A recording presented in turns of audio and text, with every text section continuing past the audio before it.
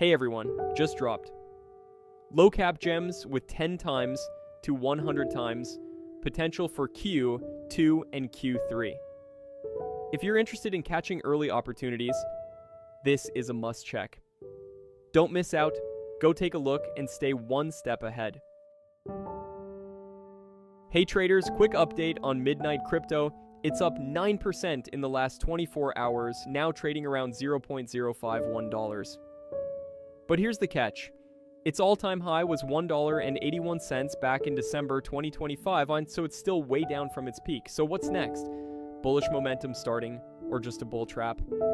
Right now, it's all about confirmation. If the price holds and volume builds, we could see more upside.